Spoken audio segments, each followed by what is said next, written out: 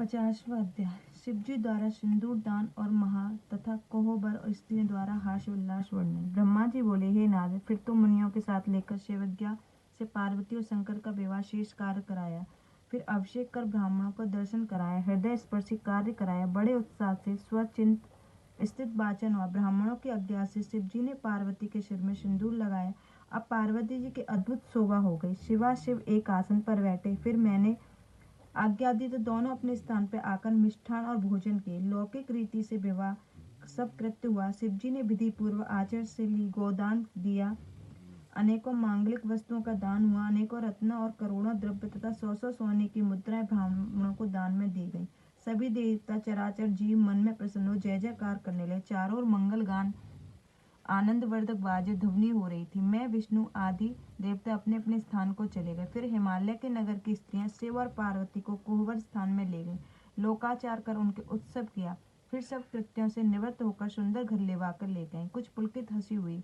जय ध्वनियों के साथ कटाक्ष करती हुई स्त्रियां ने गांठ खोली। अपने घर में शिवजी को स्थित देखकर सबने अपने भाग्य की प्रशंसा करने लगी। नव दंपतियों को देखने के लिए स्त्रियों की भारी जमाव हो गया। लक्ष्मी, सरस्वती, सावित्री, जानवी, अदिति, शची, लोपामुद्रा, अरुंधति, अहिल्या, तुलसी, स्वाहा, रोहिणी, वसुंधरा और शज्ञा ऋति प्रभृति देवताओं की स्त्रियों की, देवता, नाग और मुनियों की कन्या अनगिनत संख्या में आकर शिव के पास बैठ गईं तथा क्रम से देवियों की शिवजी की हंसी की बातें करने लगी।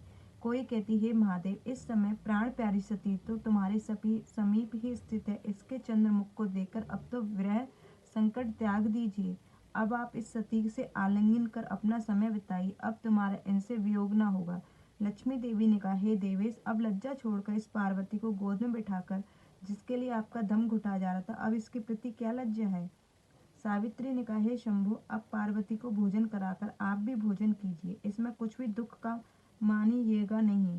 फिर उनके आचमन कराकर आदर सहित पान खिलाइए। जानवी ने कहा, कंघी लेकर अपने प्राणेश्वरी के बालों को सुलझाइए। सुहागिन स्त्रियों के लिए इससे बढ़कर और क्या कौन सा सुख है। इस प्रकार सब श्रेष्ठ स्त्रियों ने शिवजी से हंसी की बातें की।